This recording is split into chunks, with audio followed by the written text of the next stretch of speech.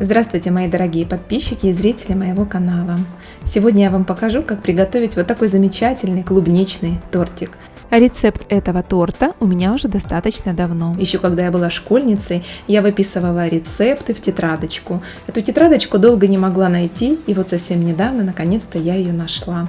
Сделала своим родным этот тортик, он просто великолепный, очень вкусный, нежный и сочный. А сегодня очень хочу поделиться и с вами этим прекрасным рецептом. 4 яйца нужно разделить на желтки и белки в 2 отдельные миски. 100 грамм сахара по половинке всыпаем в каждую миску, то есть по 50 грамм в белки и желтки. Взбиваем сначала белки с сахаром до белой пышной массы и отдельно взбиваем желтки с сахаром. Далее 2 эти массы соединяем.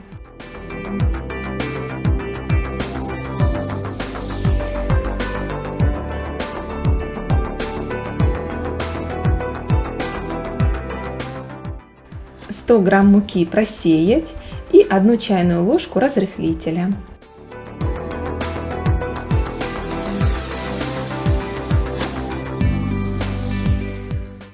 Лопаткой замешиваем тесто, это тесто для бисквита. Я взяла разъемную форму диаметром 24 сантиметра. Из фольги сделала дно, поставила на листик и выливаю все тесто в подготовленную форму. Ставлю в духовку разогретую до 180 градусов и выпекаю 30 минут, полчаса. Достаю, вынимаю из формы. Полученный корж разрезаю на 2 части.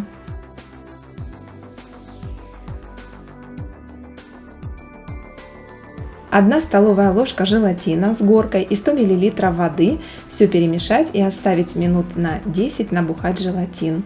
400 грамм сметаны, 100 грамм сахара, хорошенько все перемешать. Желатин, который набух, отправляю в микроволновку секунд на 15-20, чтобы он растворился, и отставляю. Желатин должен полностью остыть. Когда желатин остыл, вливаю в сметанную массу, все хорошенько перемешиваю. Начинаю формировать торт.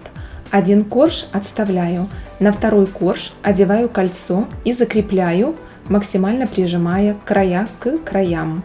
Сверху начинаю выливать сметанную массу и разравниваю по коржу, для того чтобы корж пропитался. У меня подготовленная клубника, необходимо 1 килограмм клубники. Клубнику я помыла, очистила и просушила. Очень важно, клубника должна быть просушенная. По кругу формы выкладываю половинки клубники, а внутрь выкладываю целую клубнику. Все это заливаю сметанной массой. Желательно, чтобы клубника была одной высоты, но если она и не одной высоты, как у меня, все равно получится очень вкусно. Я оставила 10 штук клубничек для украшения сверху. Накрываю 2 коржом и убираю в холодильник. А пока приготовлю желе. Я готовлю из пакетика. Высыпаю вместимое пакетика желе, заливаю 400 мл кипятка, хорошенечко размешиваю и буду ждать, пока желе остынет. Клубничку, которую я оставила для украшения, нарезаю пластиночками. Достаю торт из холодильника, сверху клубничку выкладываю вот таким красивым рисунком. Заливаю желе. Сначала заливаю немножко желе. Жидкое желе очень хорошо пропитывает верхний корж, и он будет сочный и мягкий. С небольшим количеством желе помещаю в холодильник, затем где-то через полчасика достаю и выливаю оставшееся желе очень аккуратно, чтобы не нарушить рисунок. Торт убираю в холодильник на ночь. При этом у нас часть желе попадет внутрь, вы видите, вот немножечко слоя желе, а сверху клубника, она получается вся блестящая, потому что она в желе. Однако верхнего слоя желе нет. Желе полностью пропитывает верхний корж и частично слоем где-то попадается внутри торта. Ну вот такой шедевр у меня получился. Если вам понравился мой рецепт и видео, подписывайтесь на мой канал, ставьте лайк. Нажимайте на колокольчик, чтобы видеть мои будущие видео и рецепты. И мне будет очень приятно, если вы приготовите этот торт и напишите свой отзыв в комментариях.